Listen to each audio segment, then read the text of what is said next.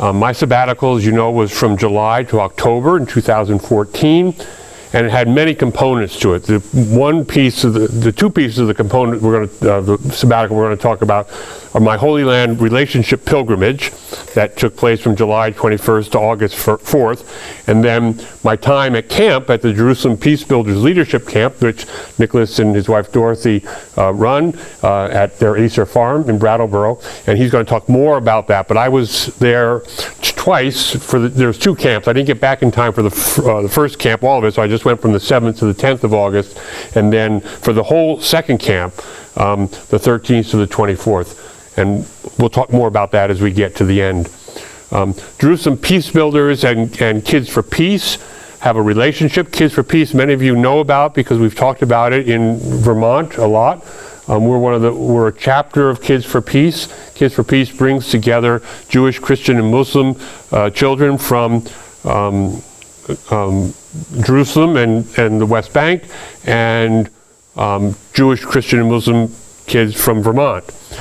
There are other chapters, and we'll get into the whole structure of Kids for Peace a little bit near the end of the program. There are other chapters around the United States and some developing outside the United States.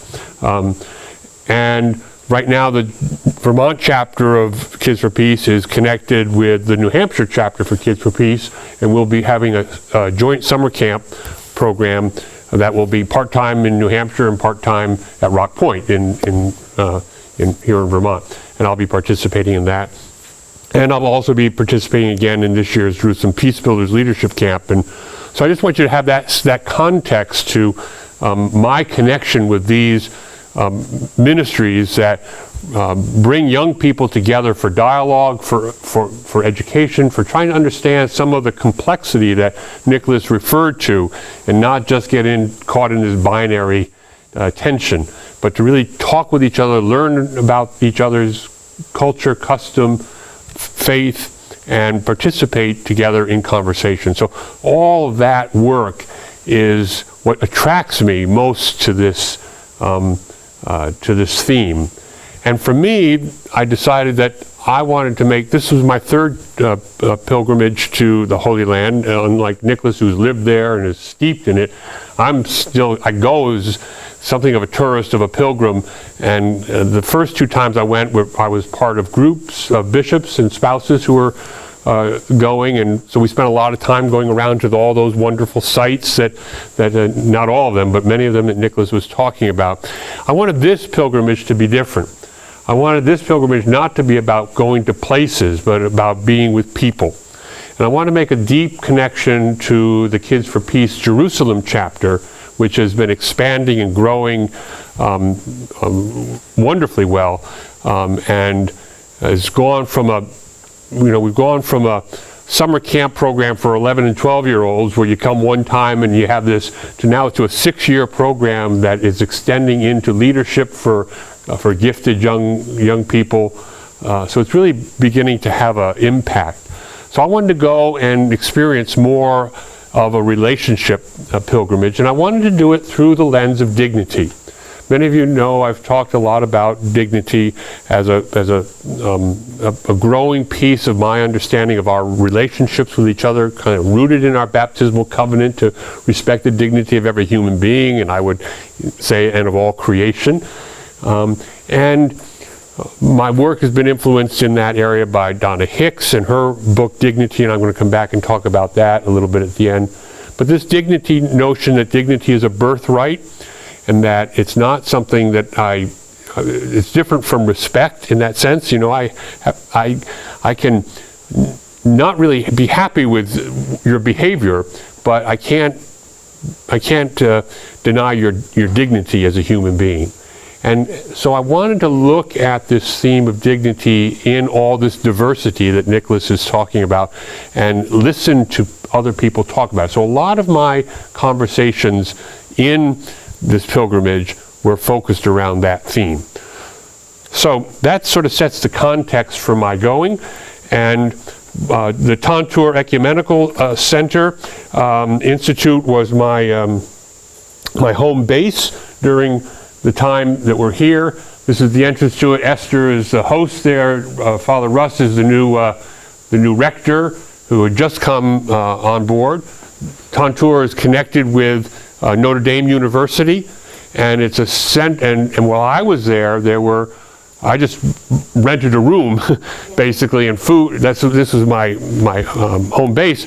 But while I was there was about 30 students from all over the world who were there studying and going off and doing some of the sightseeing. They were some people of faith, some people no faith, some Jewish. There were some rabbis there. There were some Christian ministers there. There were some seminarians there. It was a wonderful group. So I got to sort of mingle with them and hear about their stories. They'd come back from their journeys during the day, and I'd come back from my journeys, and we'd talk about what happened. It was really quite wonderful. I was really impressed by the center. It's a beautiful spot, set up high, and some wonderful views, and very relaxing there.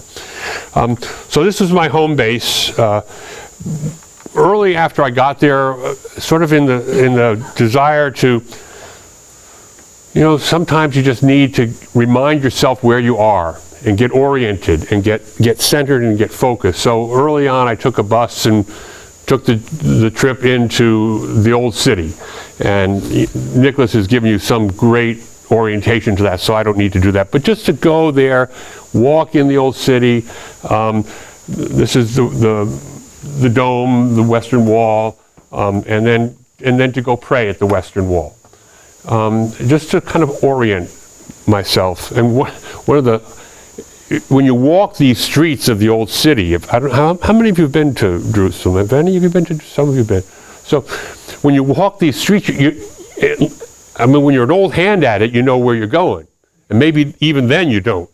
But I don't. I get somewhat disoriented. I actually made the huge mistake of getting in the Muslim quarter and actually walking up the steps and being stopped. Like, where are you going, sir? And I said, and so there are Jewish and Muslim guards in all this, and they started getting into a shouting argument about my being there. And I said, "God bless you, thank you very much," and just walked away from it. Did you have your collar on? No, at that point I didn't. I was. But so, it's all this tension, that's going on there. It can be as present in the conflict like it was going on in Gaza when I was there, to just taking the steps up the wrong flight of stairs and ending up in the wrong spot. It's that small and it's that big, and it's just part of that beauty and that tension that Nicholas was talking about. I did arrive while the Gaza conflict was going on. Some of you know that some airlines decided to stop flying into Ben Gurion Airport for a little while, including United Airlines. Well, I was on the last flight in that made it in, which I was grateful. I was never, during the whole time, did I really feel threatened or in danger. I was very aware during that whole time of this conflict going on. Early on, I met one of the parents who was going to be coming to the leadership camp in Brattleboro, and I noted one of the Jewish parents, and I noticed that they had this. They kept looking at their phone, their iPhone, and I noticed that it was getting all these alerts, and I said, "What's that?" And they told me that there was an app called the Red Alert, and it was alerting them every time there was a missile launched from Gaza into Israel. And I said, it was going off all the time, why? Because this was right at the heart of it. And I said, why would you want to know that? And he said, well, if your son was in the military in Israel, you'd want to know that. And so I put that app on my phone, and I made the decision at that point that I would follow the social media for all the various factions, all the various perspectives on the conflict that was going on.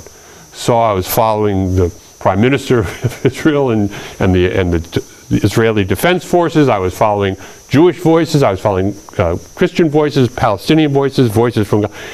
It was a lot coming in. I didn't realize how much I was opening myself up to by doing that, but I was glad I did it. I would have to spend an hour or more each night just going through some of the social media stuff on Twitter and others, just to read these different accounts of the same events that were happening and how it was coming across. So this is all part of this relationship pilgrimage. And it all began for me with prayer in the old city.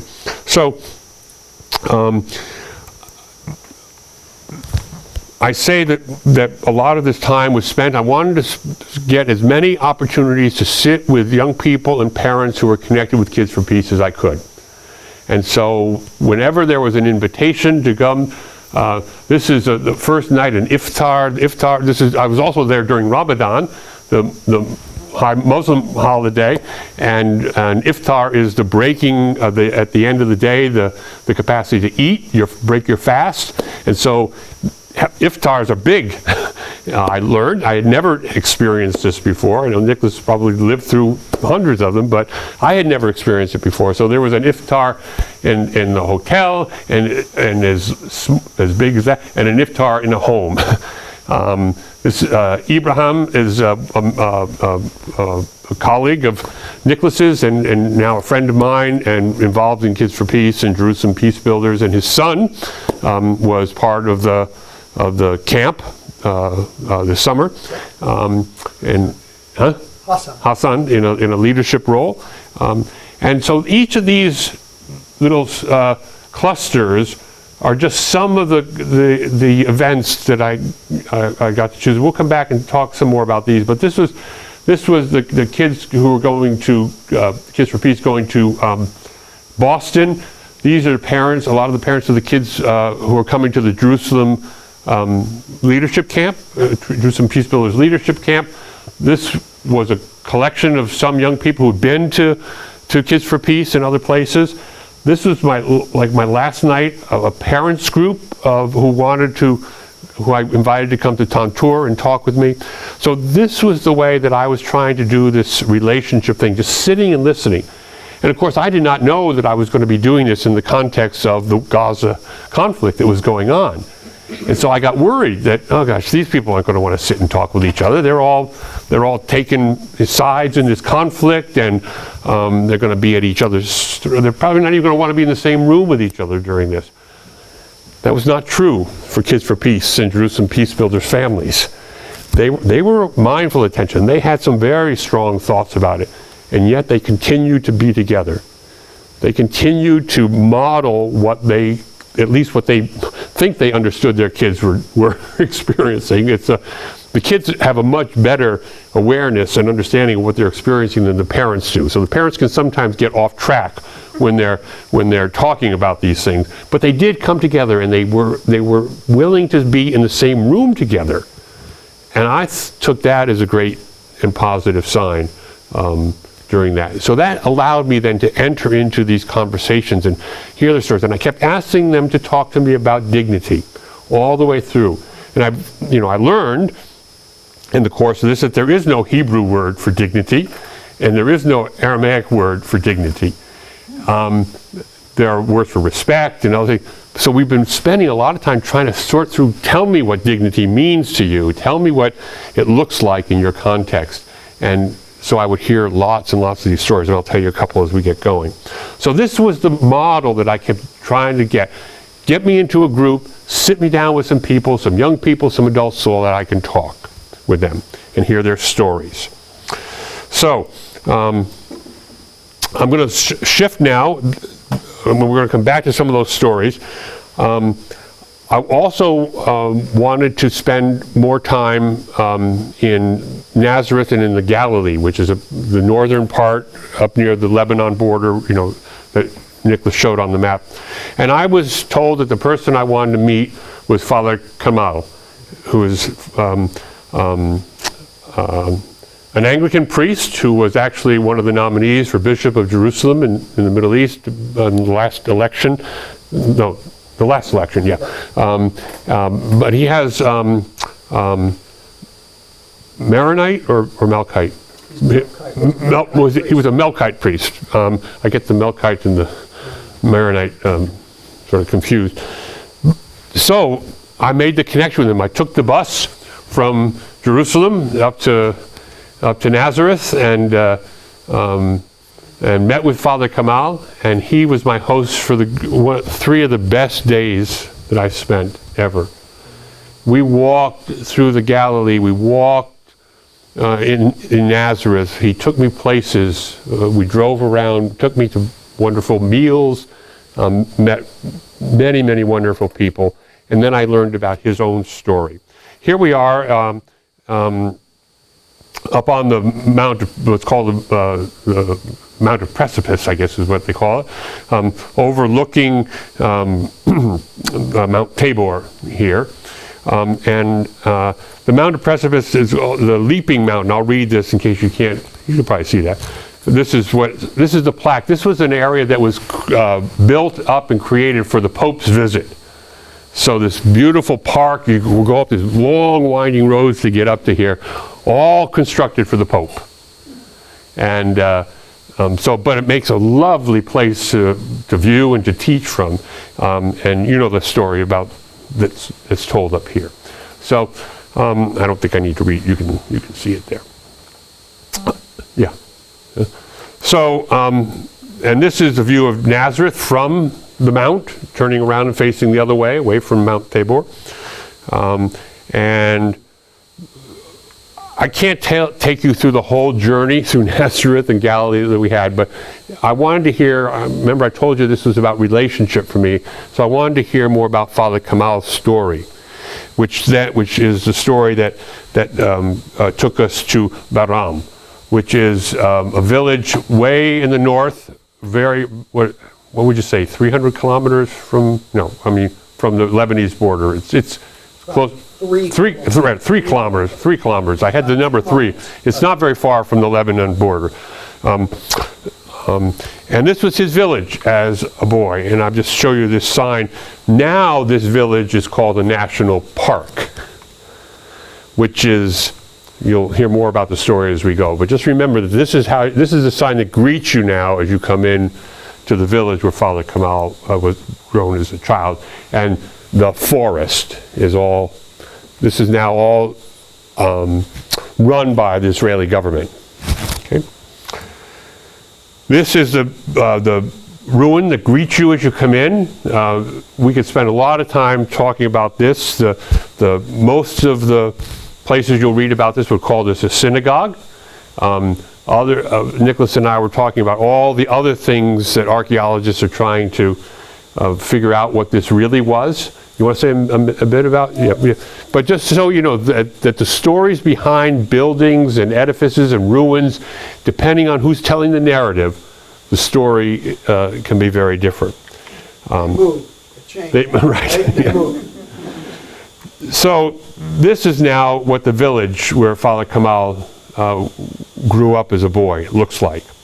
In 1948, the Israeli forces in the war came in and occupied many villages and displaced many people. 750,000 people were displaced at this time. The word for what happened in 1948 is the Nakba, which would translate as the Palestinian catastrophe from the Palestinian story.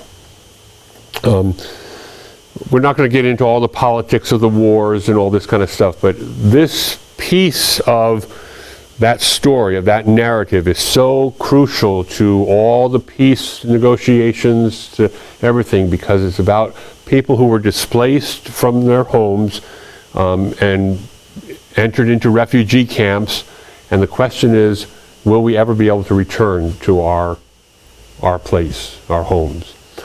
Well, Father Kamal was living in this village as a boy. And this is, again, what some of the ruins look like. And there's an old well. Come on, move. This is the Maronite church that's on that site, which is now actually being used, and we'll talk a little bit more about that in just a minute, because there are Maronites and Melkites who have been able to gain access back into the site and have restored the building. We'll take a look in a minute. But that's the other big building you see. This is another picture of that.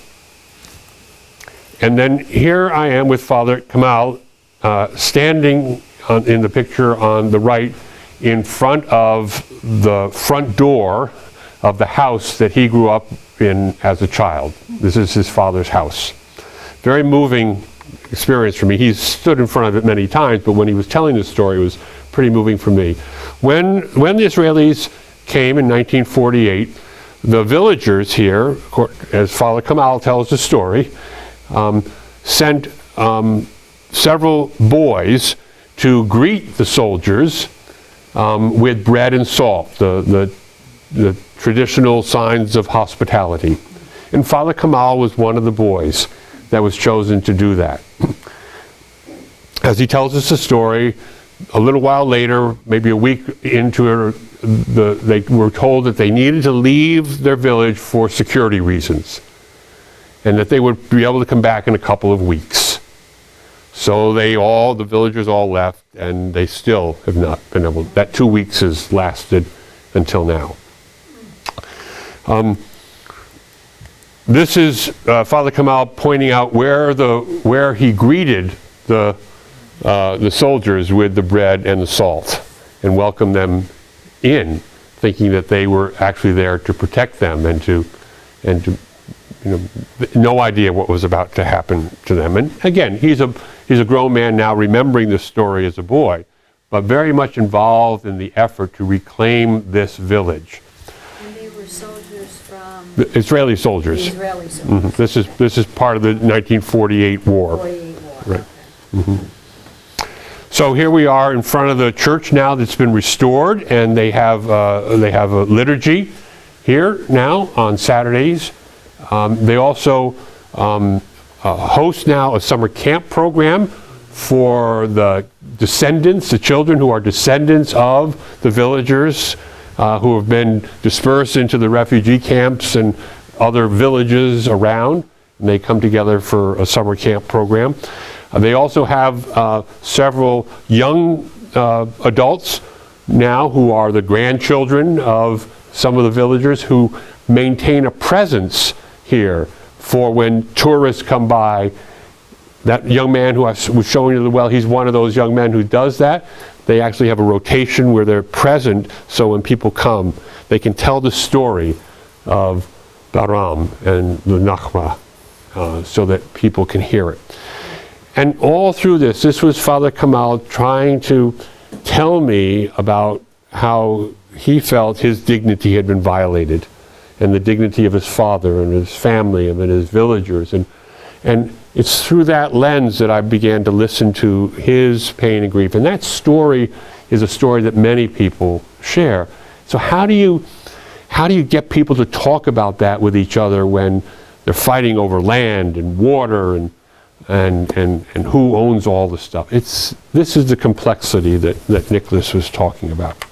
So here we are. When he was standing inside this church with me, he had tears in his eyes telling me the story of what this means to him, that this village, that this church, that there's actually liturgy now, that this village is being restored, that how that's bringing a sense of regaining his understanding of his dignity. And the Israeli government is obviously allowing it because it's a national park. Well, yeah, on its best days. On its best days. There are times, there were actually he told us a story about one of the camps when they were there, and just not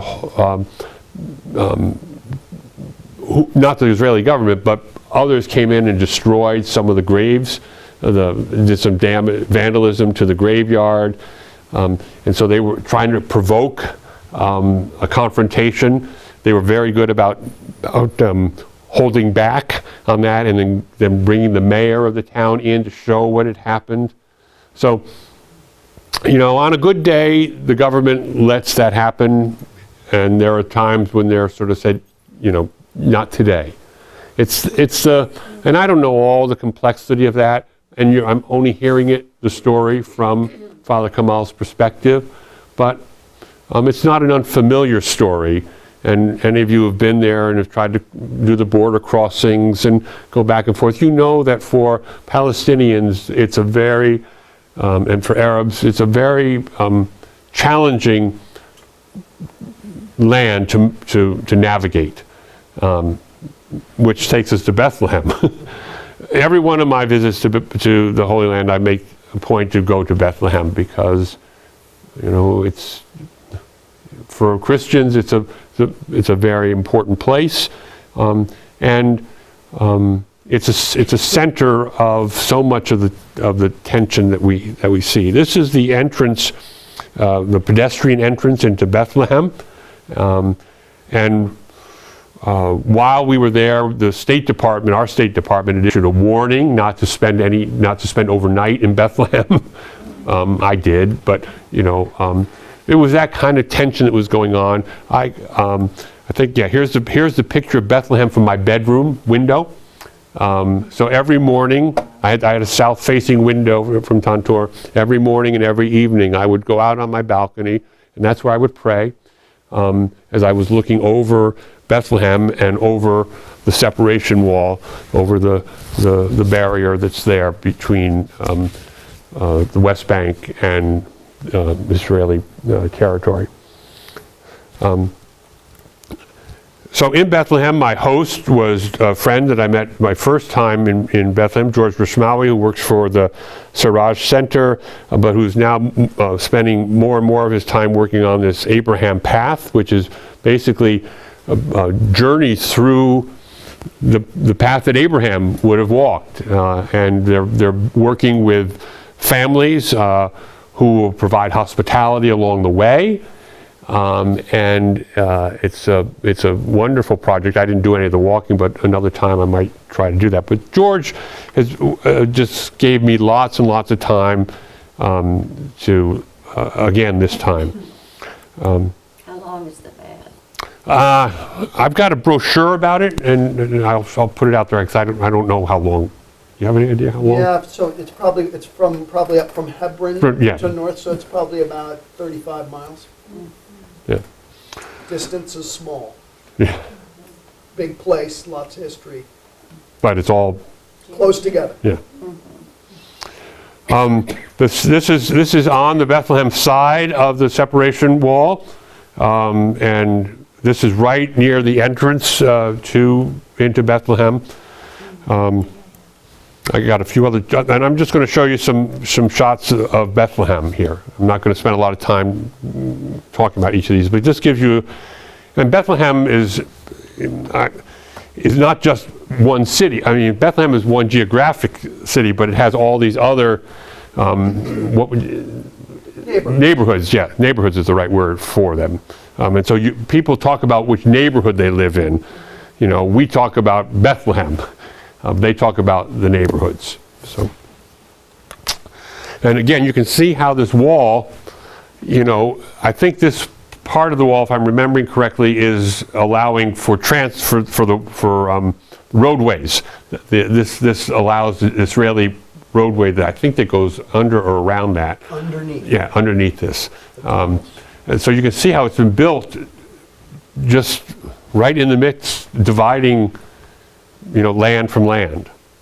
So this is a pretty big source of tension, and there's lots of stories we could say about this.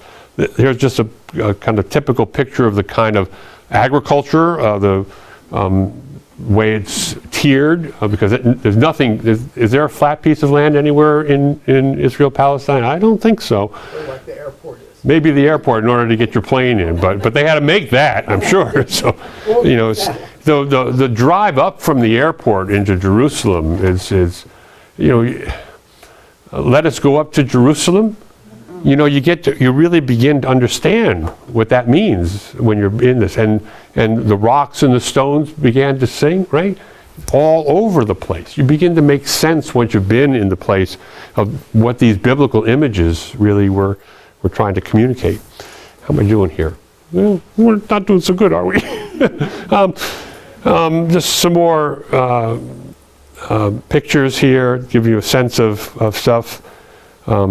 There's a lot of graffiti on the, and graffiti is somebody else's term for what they don't like written on the wall.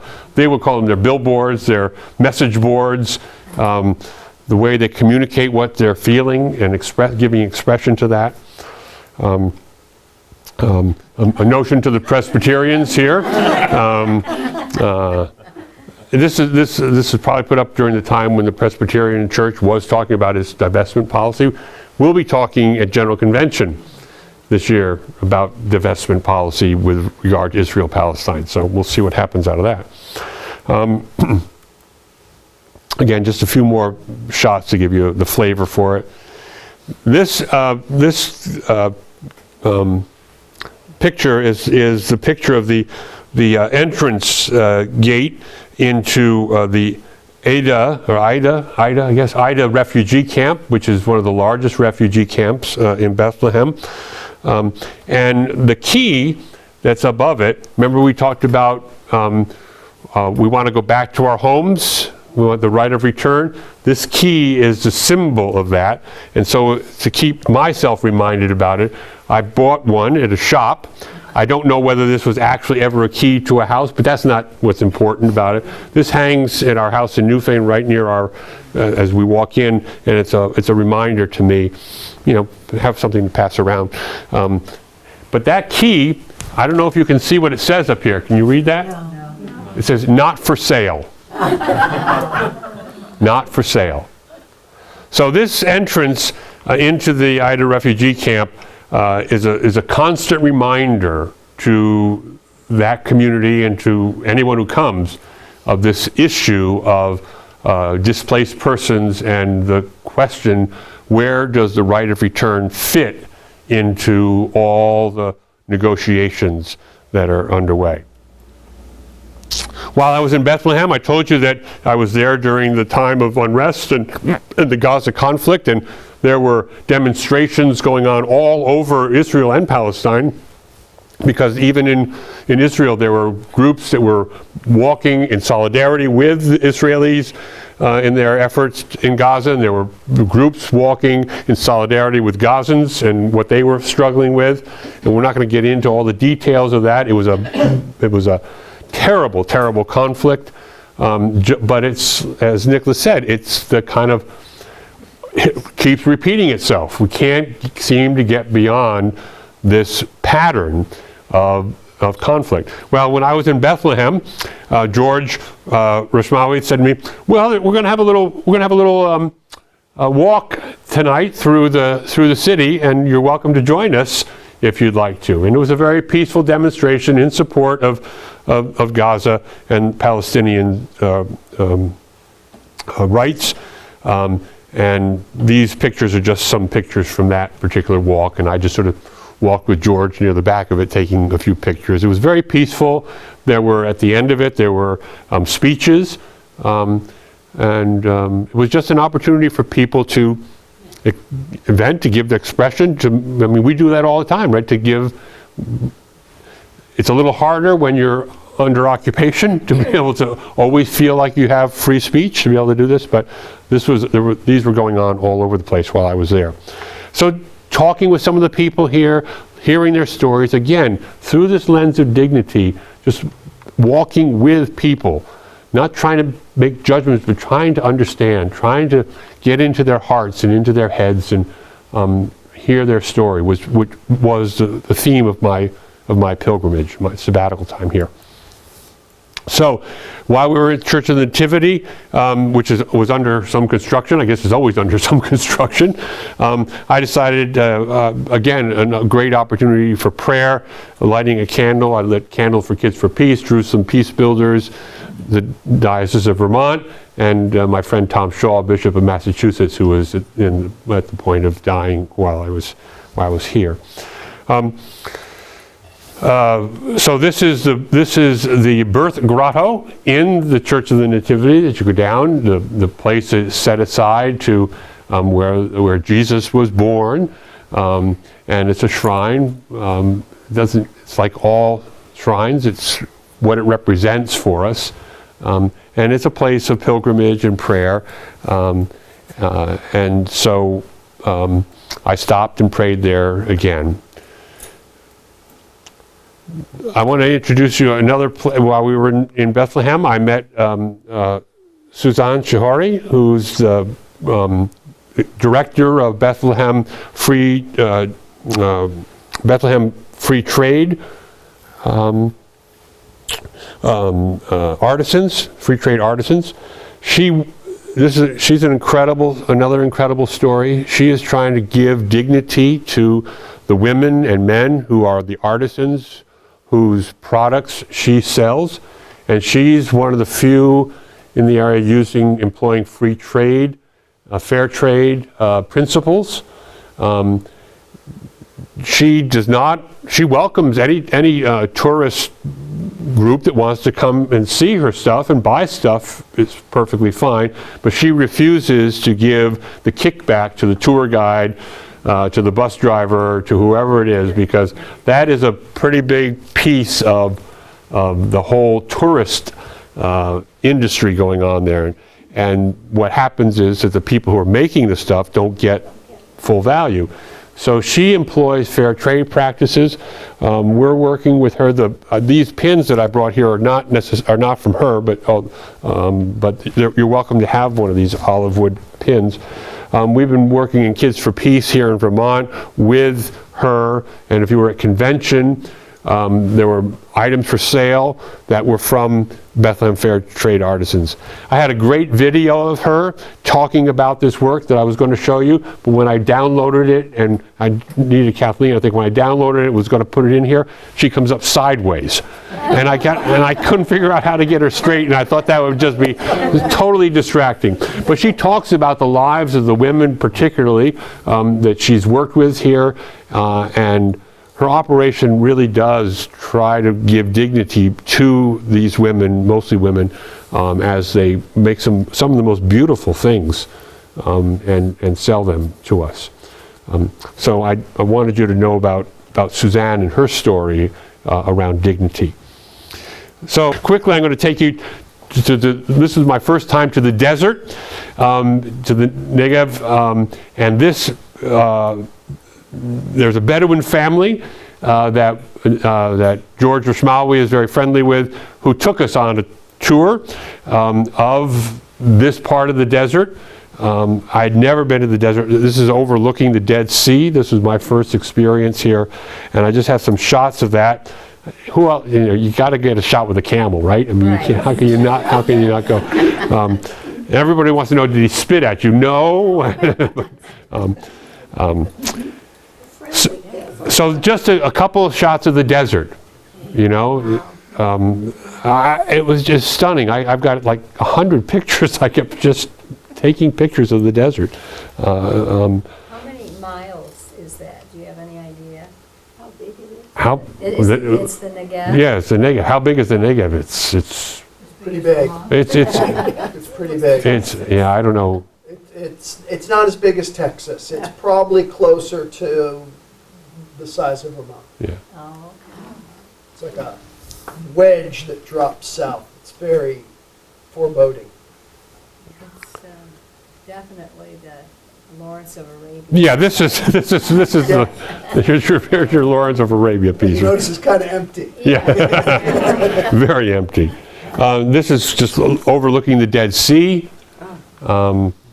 Just stunning view. And so on the other side of the Dead Sea would be Jordan. Correct. And of course along that, this is all the territories that have been in conflict and the kind of stuff that Nicholas was telling you about.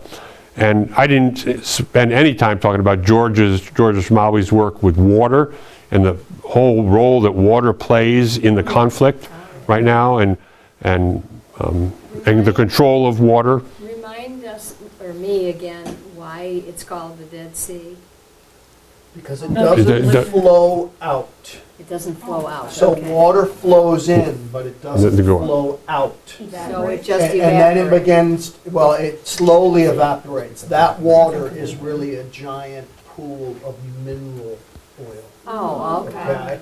And no life can live in it, so it is dead. Thank you. But I have not done it, but apparently you float very easily. Right on That- top, that's just- right on top. Yeah, oh Yeah, yeah. But it's not water, it's literally mineral oil. The whole thing's just this giant. Yeah, but you take a shower afterwards, because it has a bite to it. It Oh, has a wow, bite to it. wow. Salty. Very salty? Extremely salty. Is that what we see? Yes, on the edges, yeah. Yeah. Okay. Remember Thank old you. Lot's There's a- wife turning to a pillar of salt? Oh, yeah. So where on that picture did you enter Oh, in the Dead Sea? well, we're not at the Dead Sea. We're way, way above the Dead Sea here. We're looking down from the desert cliffs. He was talking about how it fell. Yeah, so along Oh. that road there, and you can see Yeah. Tom's way up, that's a truck, right near your finger, Tom, is a car. So he's way high up. okay. But there's little like spas along the edge Oh, of that okay. that you can see. Yeah, you can get to it, yeah. Yep. Interesting, thank you. And so back here, hospitality again. Everywhere you go in the Middle East, the hospitality, you stop and you spend time receiving the hospitality of others. And I can tell you story after story of, just make your heart break. People who have nothing stopping to make sure that you who have everything get a cup of tea, a cup of coffee, a biscuit, something, because you do. And so here is our host. You can't, I don't know how well you see it. Here's our host providing us some hospitality at the end of our journey out into the desert in his truck. It was quite amazing. So I got to keep going here. So the last, one of the last pictures from Bethlehem that I have, I went, George's family goes to Malachite church. And so it was Sunday, and I said, well, I want to go to church. So I got George to come and get me, and we walked over to the church, which was not far from where we were, and where I was staying. And so I did have my collar on, and I walked in. Well, unbeknownst to me, George had alerted the priest there that I was coming. And next thing I know, the guy is vesting me up and inviting me to concelebrate the Eucharist with him. And of course, he's doing it all in Greek, and I mean, he would be doing it in Greek, but he had an English translation, and so I was, and I just, you kind of know what he's doing, so you know where to put your hands and extend your hands and all that kind of stuff. And then we do this procession of the gospel all around the place, and then the procession of the sacrament. I had never experienced worship like this before. It was just totally powerful, and so I got talking with him. I said, well, why did you do this? He said, well, today's reading, I thought we were focused on unity. It was a part of the John gospel, that they all may be one. And he said, and when you showed up, it gave me a perfect illustration to use in my sermon. So I became the sermon, I didn't know what he was saying, of course, but he told me afterwards, you became my sermon illustration. I could talk about unity and the power of unity and all that. So we became a living expression of that. The place was packed. Although they've lost several families, a lot of Christians are leaving because of the tensions and that are present for Christians in this part of the world. Where did they go? Well, they go To the United to States, they go to Cyprus, they go to France, they go to Britain. Christian families can get visas, Okay. right? So they go. And try to get jobs. Yep.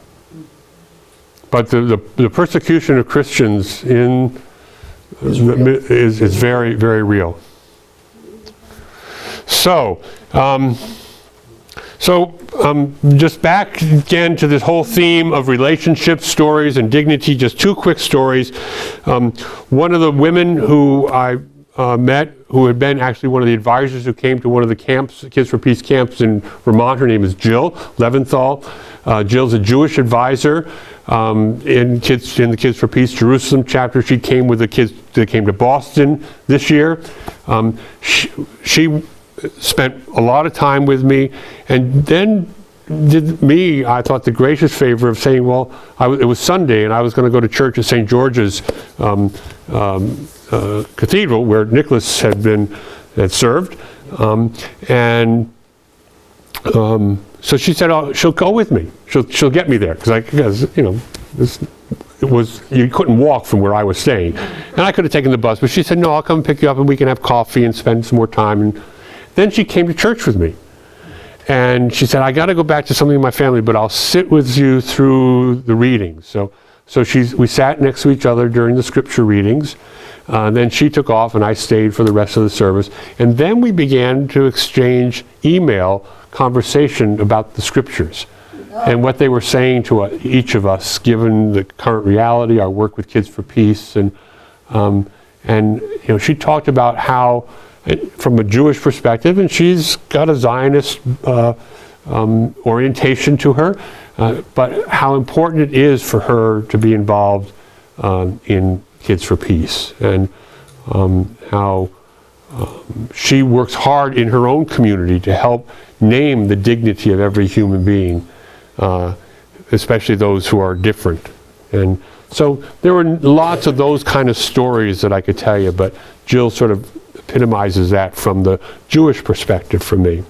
And then the other person I want to tell you a quick story about is Munir Salman, who's Kids for Peace family. I don't know how many kids they've sent in Kids for Peace, but a bunch.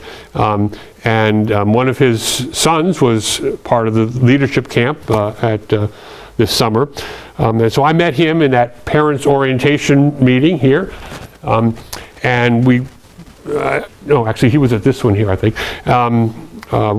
We hit it off. He's the front office manager of the David Citadel Hotel, an upscale hotel in Jerusalem.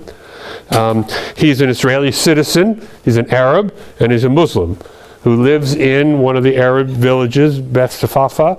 Did I say that right? Beth Safafa. But he has this very important job in this hotel.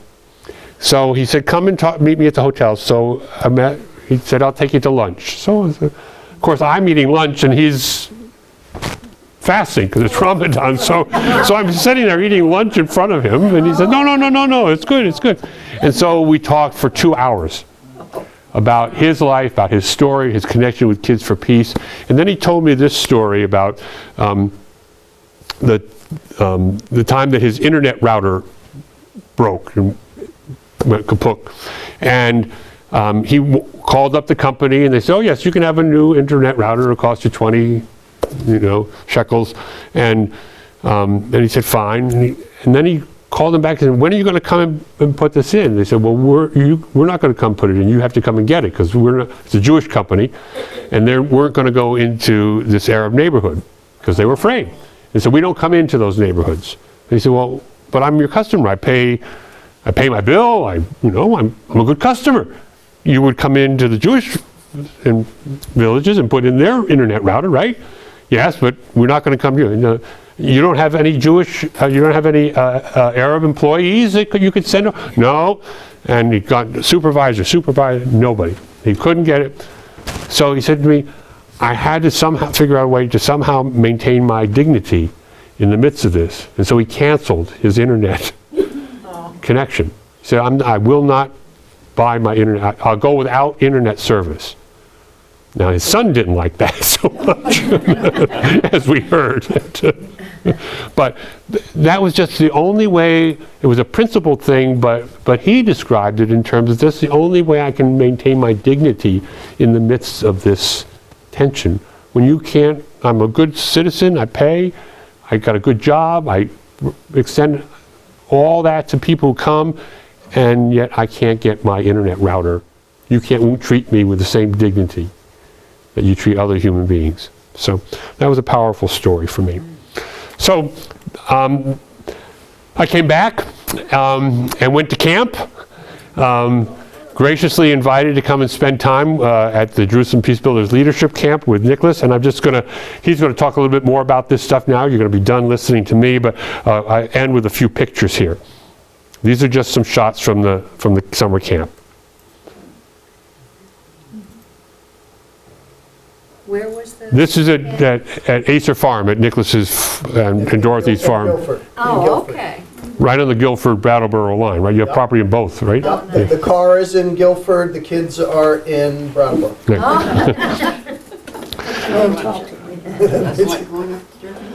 Yep. So I just threw in a couple of the hundreds of pictures that I have of these remarkable young people and the adults who come and spend time in this very intense summer program, and Nicholas will say more about it. Here's Nicholas teaching on Sunday around forgiveness and using Christian symbols. We had a Muslim presentation, and we had a Jewish presentation, and this was the Christian presentation. So we went Friday, Saturday, Sunday, and had all these presentations.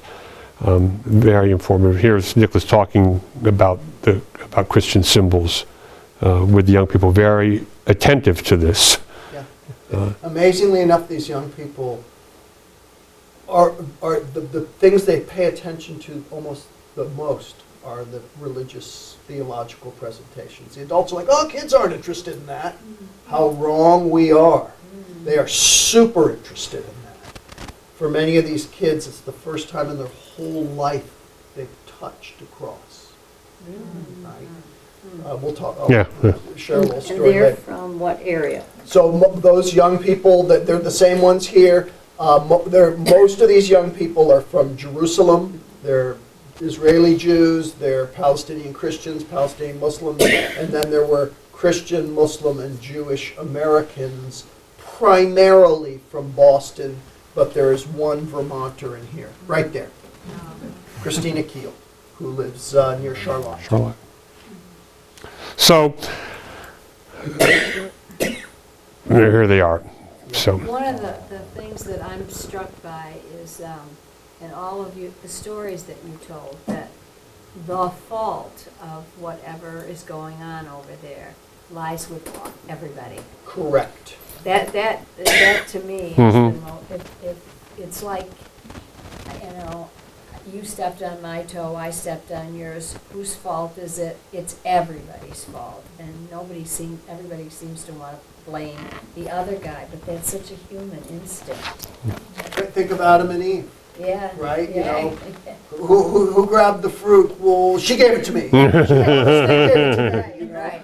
I mean, it's such a human thing to protect oneself by blaming the other guy, but at some point you mature, hopefully, and they've had such a long time to mature that you wonder what holds them to the self-protectionist type behaviors.